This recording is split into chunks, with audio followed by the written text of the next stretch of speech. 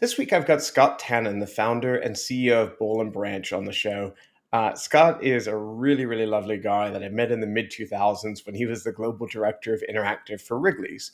And we were at ICAMO in my old agency, that Wrigley's was a client. And so I got a chance to interact with him then, no pun intended. So he then went on to found a company called Funtank, which had this incredible gaming website called Candy Stand that he founded with my friend James Baker from the agency WDDG, and he went on to sell that to Publishers Clearinghouse. So needless to say, I was pretty surprised when Scott founded Boll Branch, which seemed pretty different from the kind of stuff that I've known him for. So if you don't know what Boll Branch is, they're a luxury goods business basically rooted in ethically made, sustainably sourced materials like things like bed sheets and duvets. And worth noting, I'm also a customer and happen to be able to personally vouch for how awesome their stuff is. But anyway, the reason I wanted to have Scott on today is he is very passionate about building sustainable businesses. Now, this could be taken in a very literal sense from things like his business Boll Branch, where they're the largest consumer of fair trade certified organic cotton in the world, or the fact that he supports thousands of textile workers around the world mandating fair wages and business practices. But it also could be applied to the fact that Scott's very passionate about building sustainable companies. And what I mean in this case about a sustainable company is a company that outlasts you. And I think, without getting too much in the weeds of it, I think trying to build a business that is bigger than the founder or the founders, and can be bigger than keep running even if they weren't part of the business, is actually a really hard thing to do. So with all that, here we go with another week of Oship. We're going to dig into Scott's big brain and big vision and hopefully get some great lessons for all of you.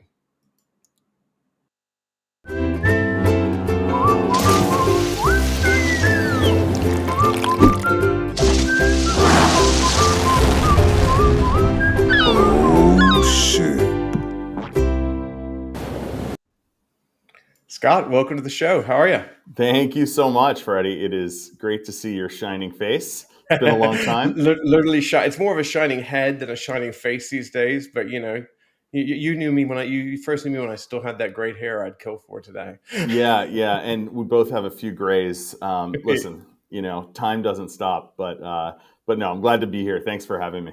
Our pleasure. So, look, Scott, I did my best to give you, kind of a fair description in the intro of the show. You've done a lot of really cool things, but I'd love to jump in very specifically around Boll Branch.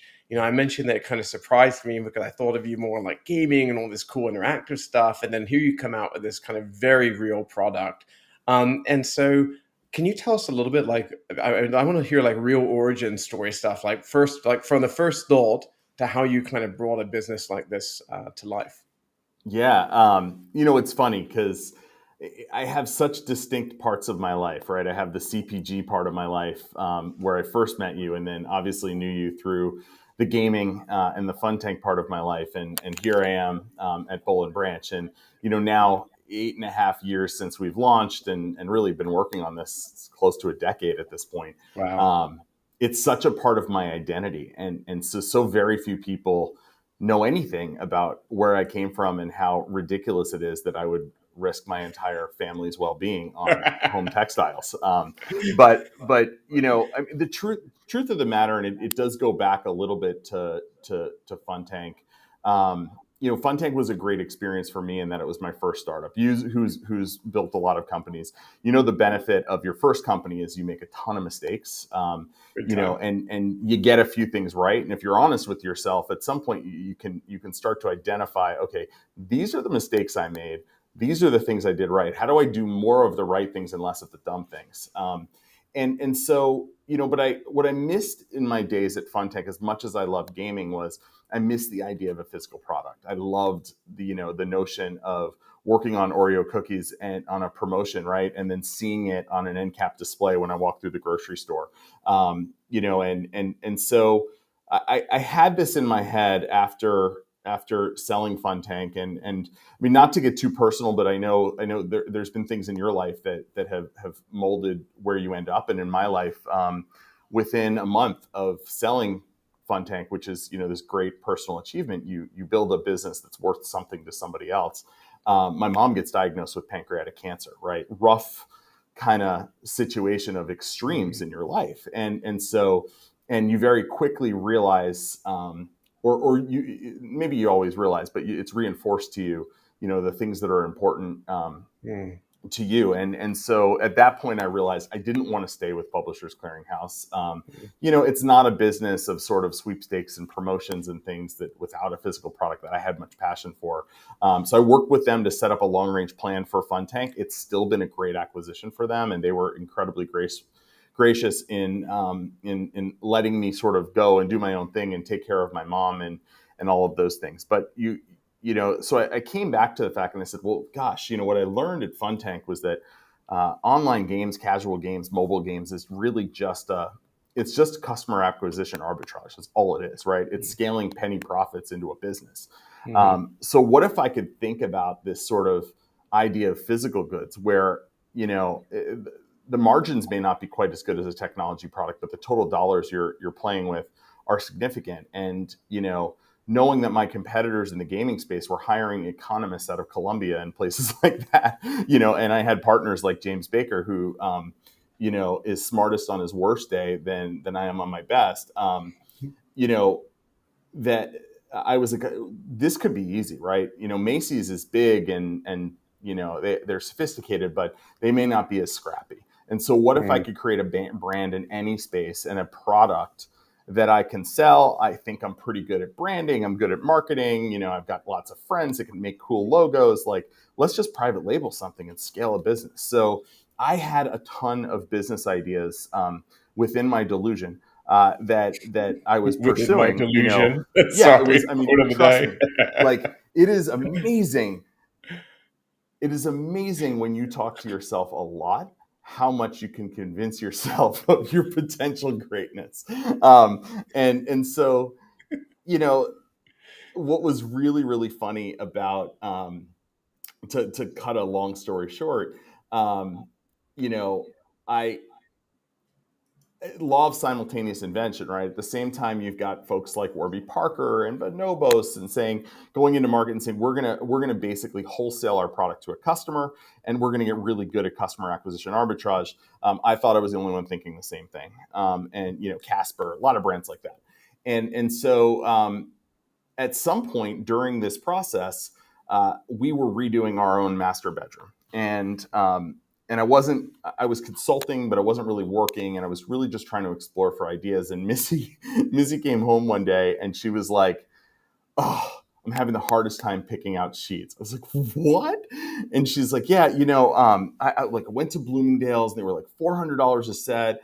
Then I went to Macy's, and then I went to Bed Bath & Beyond. I don't know the difference." And I was like, "Oh my gosh, we have officially," they call high class problems, like this is in another world. And so I was like, "Okay, hon, why don't you go to bed and let Scott jump on the Google machine, and I'm going to figure this out in 10 minutes and then go back to my merry way of playing PlayStation in the basement with nobody bothering me." And I just remember this article coming up in that very same night. And it was like, so of course, what do I Google? I'm like, well, what makes the best thread count sheets or whatever? I don't know what I'm talking about. And the first article was a New York Times article from 5 years earlier that explained why thread count has nothing to do with the quality of sheets. And I was like, you've got to be kidding me. To me, obviously I was deep in the zone at that point of thinking this world of sheets is that's all anyone's thinking about. By the way, I didn't know that, and you just destroyed all. I was like, "Yeah, this is easy. You Freddie, just get on here and you put the old thread count thing up as high as it will go, and buckle boom, you up, Freddie, nailed because it." the So next complete hour, yes. I'm going to blow your mind. No, I'm just kidding. But no, I mean, look, when you really think about it and you look at the definition, it's simple, right? Thread count is purely a measure of the number of threads per square inch. Yeah. So high quality threads feel different than low quality threads, right? So Even if they're packed in there. what we saw is the marketplace for years had figured out that we as American consumers, we like big numbers. So big, high thread count sheets must be better, right? 1,000 thread count.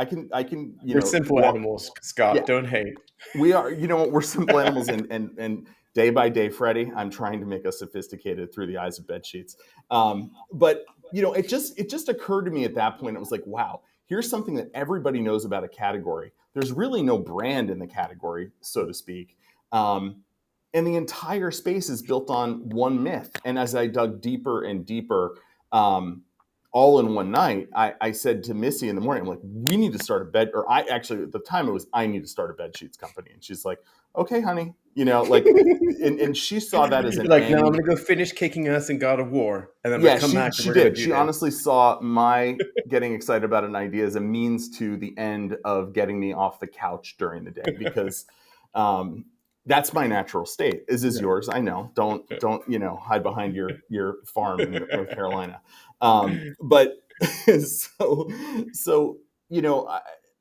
I just started the process. So again, I came back to the fact that, like, okay, we're going to make the buying process really simple. We're going to make this transparent, or as I thought transparent was. And so the first thing I did was called exactly who everybody else calls, all these big importers in New York City and in the middle of New Jersey. And I started making meetings, like, and you know me, I get shot out of a cannon. When I get an idea, it's just like extremely directive. So the next thing I know, In the I'm having clinical meetings. world, we call this obsessive compulsive disorder. Yes, that's true. And I am diagnosed, but unmedicated. Perfect. You And I medicate with think Boll that's Branch, it really, sounds like, like. it's the secret, right? Like, just have a lot of differences to yourself, and then just own it. I digress. So and this is a funny part of the story. So I have these meetings with a few different companies and a bunch of meetings, and I get down to the point where I'm going to start thinking about pricing. And I'm like, all right, can you give me the pricing? Like, I don't know, how do you price by the dozen? Like, what do you do? As I feel like I'm starting to learn a little bit about the product, and they're like, well, you've got to share us the designs. I'm like, designs? It's just white fabric squares. Like, what do you mean designs? And they're like, no, there's hems and there's this. And I'm like, oh my God. So I said to Missy, I'm like, you're better with design than I am. And so can you come to this meeting? And I don't know if we need to tell them we're married, but can you just, like, show up and then make sure I don't do anything stupid? And she's like, no, I have this to do and I have that to do. And I knew that in Paramus, New Jersey, near one of these importers, there was a Houston's restaurant. And when we went to Vanderbilt together, we always loved to go to Houston's because we like their spinach artichoke dip. And who doesn't? So I said, if you come to this meeting with me, I will take you to Houston's. And she's like, done. And that was the point where my third grade teacher wife suddenly became head of design for a textiles company. So here, and you can imagine what like our family is thinking. Like, Missy's mom actually was hoping we failed because she wanted us to move into her basement so she could be around her grandkids more. But everybody Can I else was interrupt like, you real quick, Scott? yeah. I just think for anyone who doesn't know Boll and Branch, I want them to understand how many units are you guys moving a year now, to understand how big a company this has become and how crazy this story is. Yeah, we're like a couple $100 million business now. It's crazy. It's just amazing. Sorry, It's please amazing. continue. Yeah, fail This is directly awesome. upwards. That's my advice. We can end the show right here. Just fail upwards. That's awesome. So, but Missy, who you don't know as well as you know me, and I always like to say that once I got through somehow her quality assurance process and she made that mistake, she's bound and determined for that never to happen again in life. So she is such, like, a stickler for quality. But so she has been sort of maniacal about the design, and the two of us spent the better part of a year learning everything we could about textiles. We're smart enough to know that we don't know a lot in that space. And so what we found, and I can give you, I don't want to keep running on, but I can give you a great story about how I sort of discovered the need for sustainability within the bedding category. But we just started, when you don't know anything, you ask all the questions, even the ones that nobody's supposed to ask. I feel like it's people that have a little bit of, respectfully, like, when you feel like you have a little bit of imposter syndrome, some people crumble into that. In my case, I feel like it constantly pushes me to be like, well, I have to learn everything because I don't want to look like an idiot. And so my obsessive compulsive disorder kicks in, and then I like immerse myself so much. So people are like, oh, wow, okay. And then so through that almost like that freak out and self-consciousness, you get really knowledgeable really fast.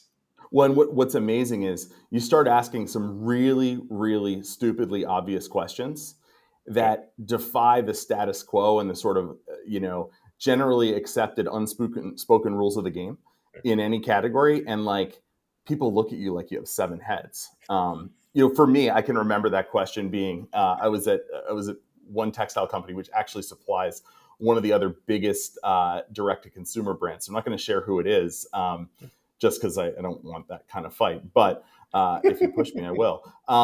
But they're like, oh, we make our products from Egyptian cotton. I'm like, Egypt. Oh my gosh. All right. My accountant already told me like I can write off travel expenses and things like that. And I am dying to see the pyramids. And I want to prove, like, was the Sphinx built by aliens? And prior, like, It's a I reasonable could go deep. In question. addition, so like, what am I thinking? Like, Egyptian cotton, there's this guy with a straw hat on the banks of the Nile River with his hoe Oh yeah, and like obviously. this fertile soil that Cleopatra herself walked across. Like, I'm getting all fired up, and I'm like, great, well, like, I'd love to go see the farms. Can we make this happen? And they look at me like, the farms? Who wants to go to the cotton farm? I'm like, no. I want to see it. I'm trying to learn about this category, and I got to understand the entire supply chain. And they're like, well, we don't have any relationship. We buy the cotton at the market. I'm like, oh, okay. And they're like, well, our products are made in Italy. And to make a long story short, I get in touch with the factory in Italy after talking to the sales office in Manhattan. And they're like, no, our products are made here. To make a very long story So short, basically, what I no find, one actually, they're all BS. No one actually knew where any of this stuff came from, yeah. So basically. what I You think find you're out is learning that from these people, they don't know anything.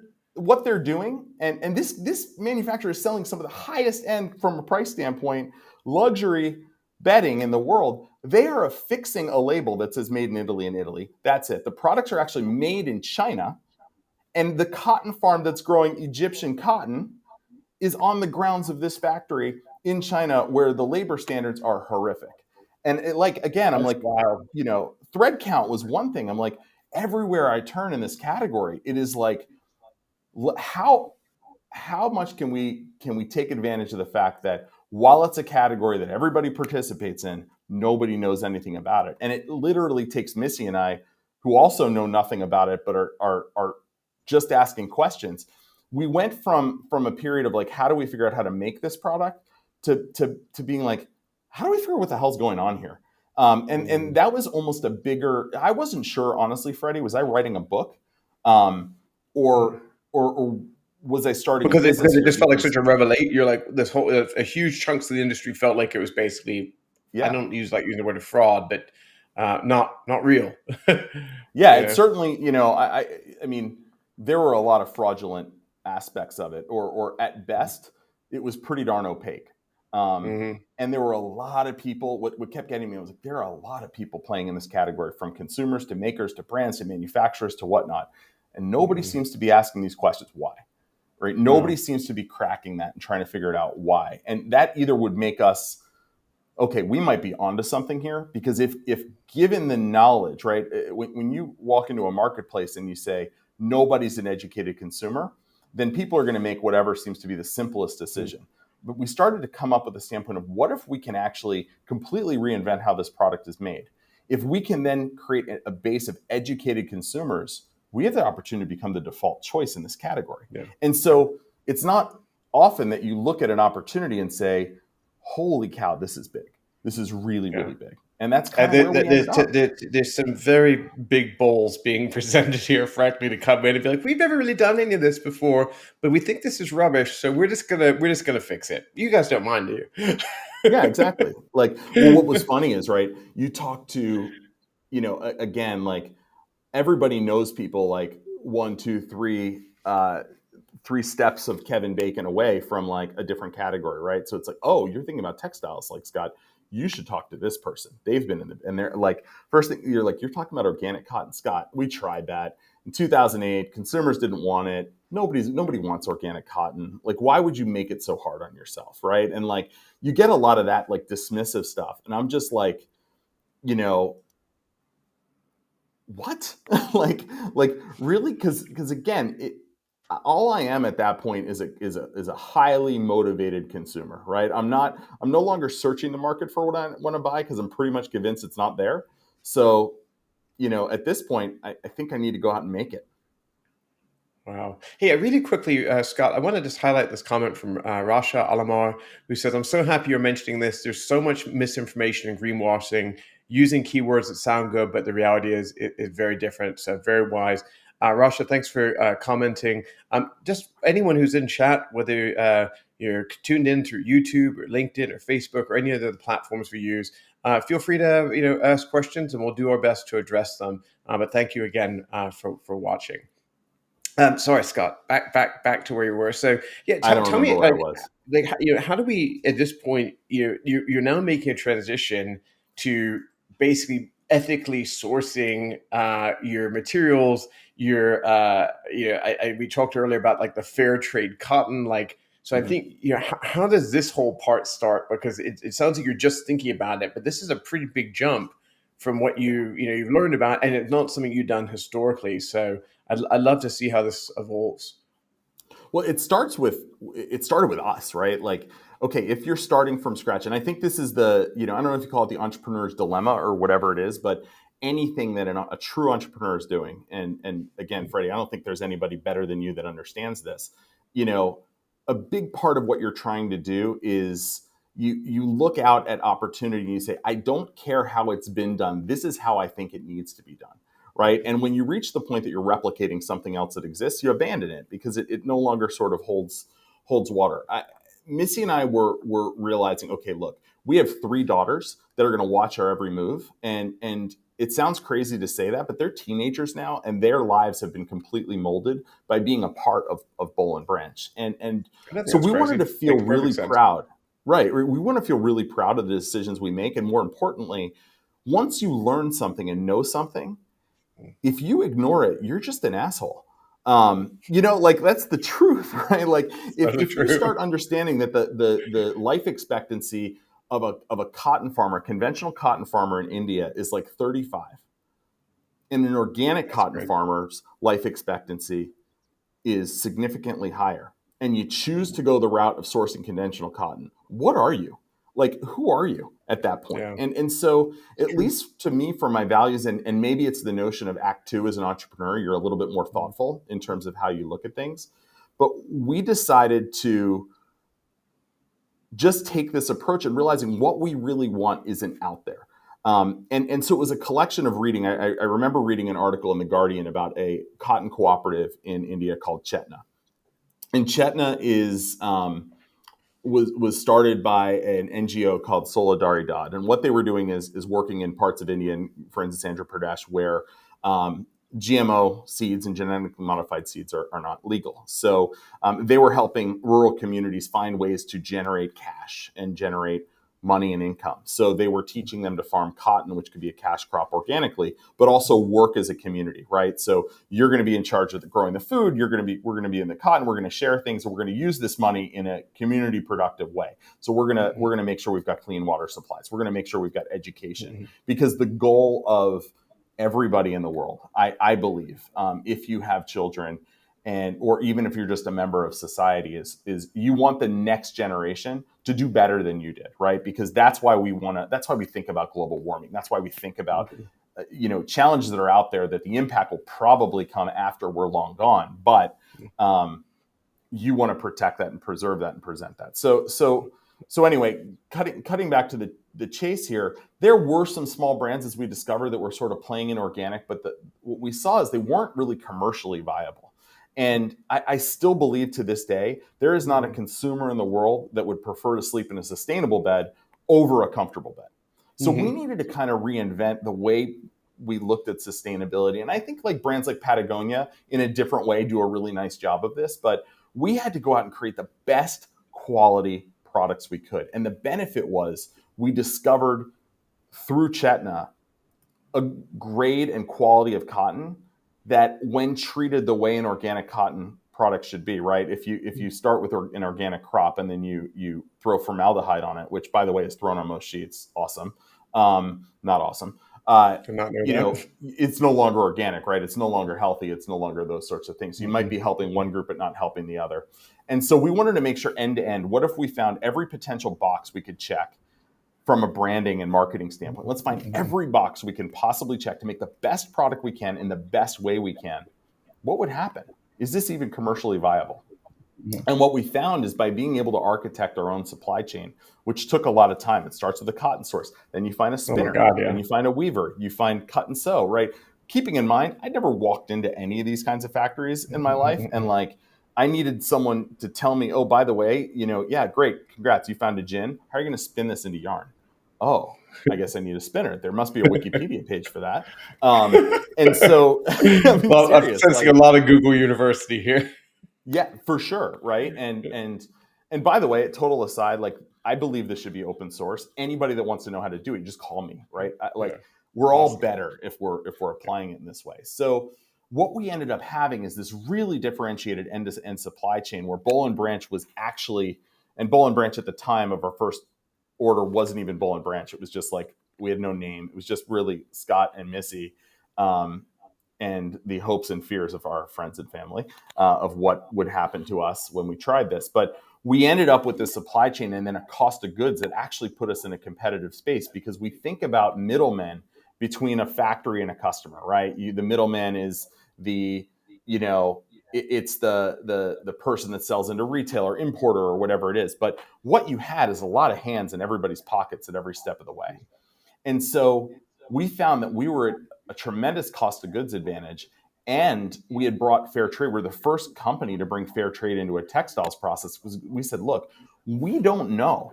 And I remember talking to Paul Rice, who runs Fair Trade USA, like one of the most inspiring people you'll ever meet, and saying, Paul, how do we make sure that the farmer is actually paid a fair wage? Like, let's forget about the commodity costs. How do we make sure our factory workers are paid fairly? Because when we get this to market, we talk about this highly revolutionary way to make a product where everybody, including the customer who comes into contact, is honored and wins, right? Like, we're not marginalizing the customer in terms of the message either. I want to make sure that we actually can stand up for that. If I'm putting my name on this product and Missy's putting her name on this product, we have to believe that. So Fair Trade came in and audited every piece of it and continues to do so today to make sure that we're always aligned to keeping people above the living wage. Everybody that works on a Boll Branch product lives above the living wage. And that drives very low turnover in our factories, highly satisfied workforce, a lot of social good that comes out of how they utilize that money, and while at the same time, a really environmentally disruptive way to look at making a product. And then from a commercial standpoint, we make the best products in bedding in the market at any price point. You wipe all the goodness that comes with our supply chain off, it's still the best product. Still great layer bedding. These things on, it's we like to say we're established different. From day one, we've been very, very different. So I want to address a couple issues. One, just kind of noting things about how your business is structured. So the other day I saw you mention that 78% of your employees are women, and that actually 83% of your 83% of your leadership are women, which I think is fantastic. So I applaud you on that. That's obviously one differentiator for your business. Now, and owning your own supply chain is huge. And earlier you mentioned Casper and some of the other direct to consumer brands that are out there. Obviously, your experience with marketing consumer brands had a big impact on how you built this business. But I'd be keen to hear how you feel like your trajectory over the last couple of years has maybe changed or can be compared to some of those other well-known direct to consumer brands. It's a terrific question. It's something we think about. I mean, we are different from the get-go. And the reason is because we built our business model without investors. So shareholder return was never part of our founding objective. And I don't know how many companies that have taken, the companies that you've mentioned, right? They've all risen spectacularly and frankly failed spectacularly, which is a surprise to someone Everyone. with two thumbs that isn't this guy, right? I think that, and that's not to say probably that most of the investors, by the way. It was probably a surprise, but it's but here's what happened. Fundamentally, they did a great job at growing valuation and value, right? So a company that makes $400 million in revenue and loses $35 million. So you're telling me if you sat on the couch and did nothing, you'd be $35 million ahead, right? Like, so when one of your objectives becomes, okay, we're going to do this and this and this, and then we're going to raise this, and then we're going to do this, this, and this, and then we're going to raise that, right? Like, that's just a very different way of thinking. And I knew if we took capital outside early on, and let's be honest, I was very fortunate to be able to fund this business myself. I took all the equity out of my house. I mean, but I believed in what we were doing. But I I've knew done that that, by the way. I mortgaged a house for business, so it's yeah, I had, brotherhood right there. I know. I had at one point at our top, I had $5 million collateralized on my home that was worth not very much. So thanks to the SBA for standing. I always just believe they didn't actually want to own a sheets company or my house, but they probably did. Anyhow, the getting back to it, like, we were able to stay true to a vision. And I've always believed, and I continue to believe, that raising money is not a good thing for a business. Like, it is not a badge of honor. Your valuation of what you raised shouldn't get high fives. It should probably be an indication that either you have this idea with this incredible trajectory, right? And that happens in the tech space. Does it happen to retail? But what raising capital consistently means is that your business can't provide the cash flow you need to drive your growth. And I have, maybe it's because I'm old, right? My dad used to tell me there's two kinds of businesses in the world: the ones that make money and the ones that don't. And so we have been focused on profitability and staying over our skis, because I think sustainability is, and you mentioned this a little bit in your intro, so thanks for totally stealing my thunder. But I do think sustainability, right, is like, it has a much broader view than just eco-consciousness, right, or human consciousness. And so I felt that if we're going out, think about it this way, right? We now have 25,000 cotton farmers whose livelihoods are solely dependent on Boll Branch, which means they're probably living above the living wage for some of the first times in their lives. I have a responsibility for this business to continue to exist and continue to source, because I don't want those people going backwards on my watch because I overextended myself from a marketing standpoint without having the business to back it up, because I'm like doing funky VC math. I mean, you and I both know you can make Excel tell you anything you want it to tell you, right? Anything. And there's enough people out there that are so desperate to make money and use like pension funds to fund that, which is a whole separate conversation, that want to chase those ideas. They're looking for three magic beans, and every once in a while you find them. But it shouldn't come as a surprise when you look at the S1s of a lot of these companies that go public and you say, okay, you've built a really nice brand, but this is a fundamentally bad business. A really bad business. I just watching the We Crashed, WeWork story on Apple, and it's like you could just feel this story in that show as well. Yeah, absolutely. Hey, so changing gears for a second, we started talking about building a sustainable business. Obviously, we've spent a lot of time talking about the kind of sustainable in terms of workforce and materials and supply chain. And you just started to touch on what building a sustainable company looks like. And I want to dig into this a little bit more. Anyone who's watched our ship for a while knows I reference this concept I call about a genius and a million helpers, which is how a lot of companies I know are set up. There's some wizard at the top. There's a bunch of inexpensive labor surrounding them. And then that person dies, gets to the train wreck, leaves the company or whatever. They were the company, or they were a huge chunk of it. I don't get the impression, especially reading some of the stats I talked about earlier with you, that is your vision for building a sustainable company. So could you talk a little bit around how you're trying to build a company that can outlast you? Yeah, I think it's probably it's a reasonable understanding of self, and surrounding yourself with folks that give you honesty, maybe not what you want to hear. And I think that honesty is like one of the most undervalued but important aspects of team building and culture. I am fortunate that my wife is brutally honest with me, right? And is my business partner here, and is not afraid, right, to call me out and doing those sorts of things. But what I would say across the board is, the sooner you as a leader understand what you're good at, and believe me, if you've built a business and sort of thrown caution to the wind and taken all the risk, you have some sort of magical ability, right? You're either very lucky or very good, but most likely some combination of the two. Mm-hmm. But nobody's really good at everything. And like, I'll use myself as an example, and I think you probably know this about me, but I'm dyslexic.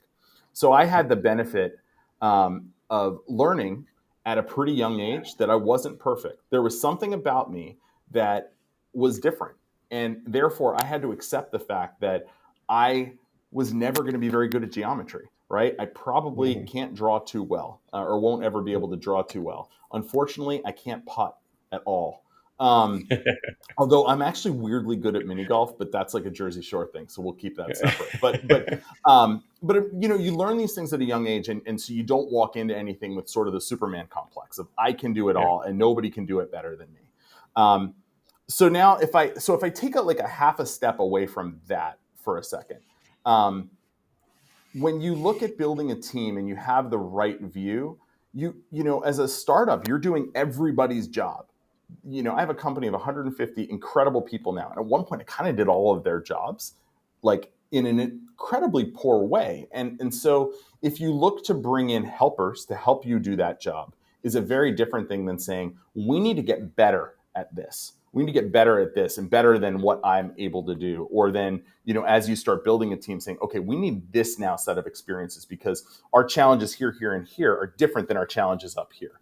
And so I think that sense of honesty and where we are, and it's something I really ask for all of my team, is you be honest with your skill set, because my job as the founder at this point is to move roadblocks, but to also give everybody, everybody that works in my company, they go work for Louis Vuitton, they can go work for these really big companies that have this long trajectory and very stable. But when they come and take a step into Boll Branch, they want the opportunity to succeed, want the opportunity to fail, and most importantly, they want the opportunity to learn and be challenged, right? And so I have to bring people in, but I have to say, look, you're going to get to points where you may not have the skills you need. You may not have all of this.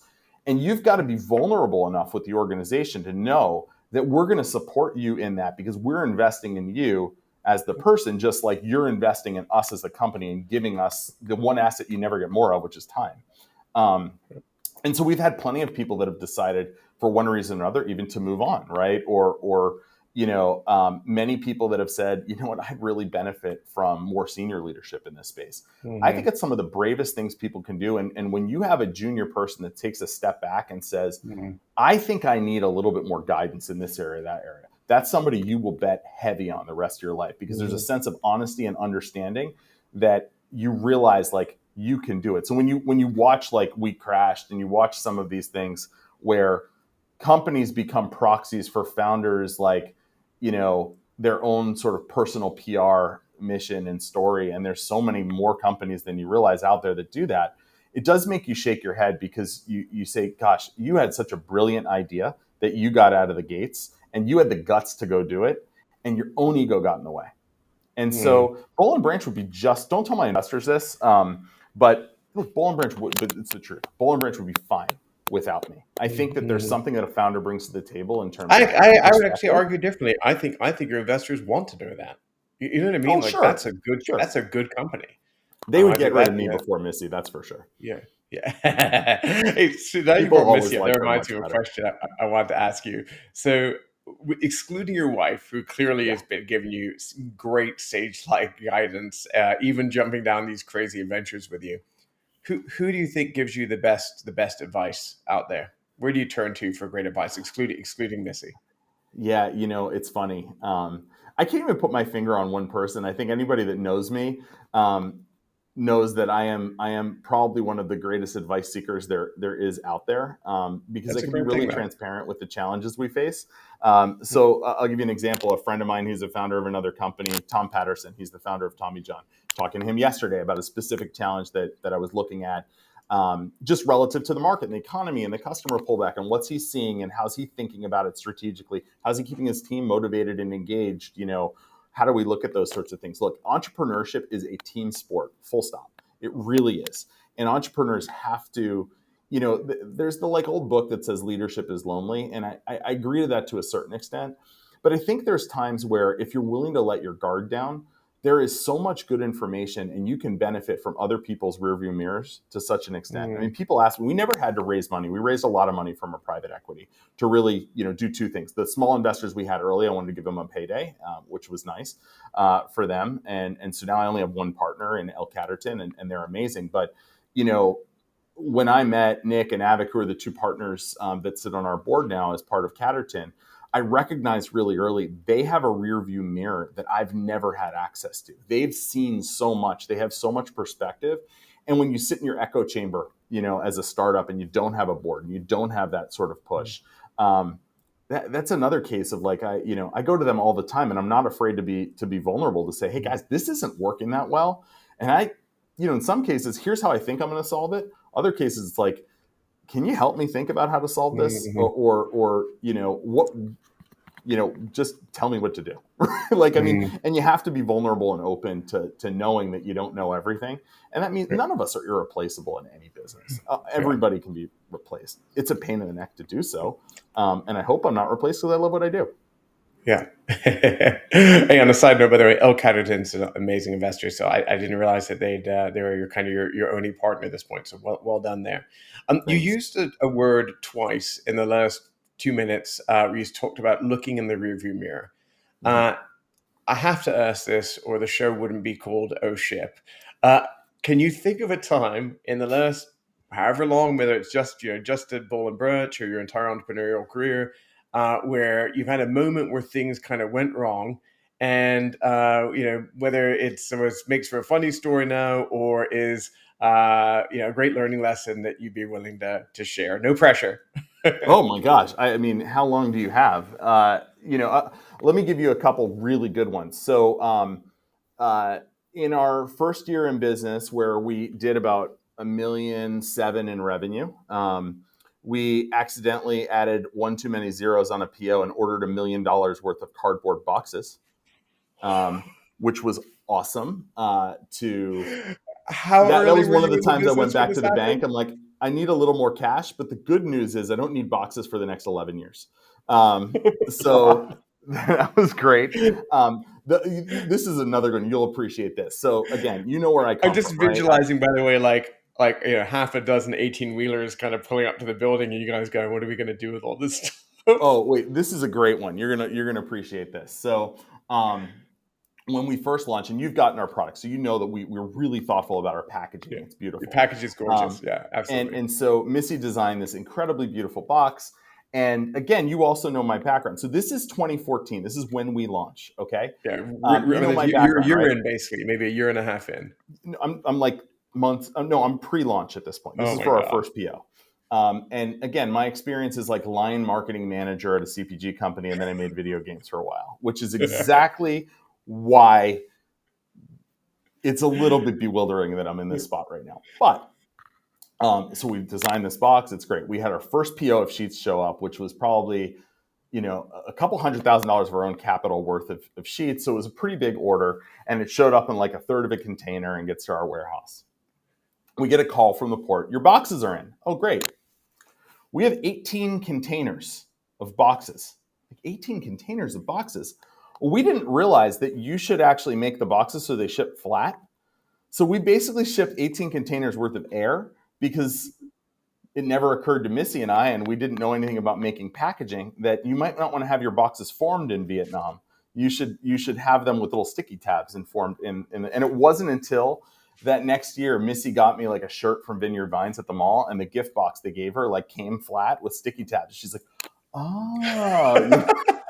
So, I mean, look, I can't even imagine how much money that cost you guys. That's painful. It was a fair amount. But look, like, fortunately, look, the difference sometimes between companies that succeed and fails is how catastrophic their mistakes are. But I make mistakes every single day, and I rely on having a team that's strong enough to call me on it. And it's even if I just say the wrong thing or I make the wrong assumptions, some of those things can be even more damaging than when you make a mistake that has a financial impact. Because at the end of the day, you can recover from any financial impacts if you have a strong culture. And as a leader, there are times where you forsake or don't think about parts of your culture or what one decision might have as an implication to the other. And so, those are mistakes that I worry about more. And fortunately, I've got some good people to keep me in line. I think that is an exceptionally great final bit of advice to end today's episode on, Scott. I really, really, really enjoyed this show. I hope our audience enjoyed it as much as I did. Whether you're tuning in on YouTube or Facebook or LinkedIn or Twitter, or you're listening on any of our audio podcasts across all major platforms like Spotify and Apple and any Google podcasts, wherever you're listening, wherever you're watching. Thank you, thank you, thank you for subscribing and tuning in. The best thing that you can do to support this show is give us a like, share, or subscribe. This is something we just do for passion and love. It's such a great honor to be able to bring on incredible entrepreneurs like Scott Tannen every week. And I hope you enjoy it. And so thank you again for sticking around.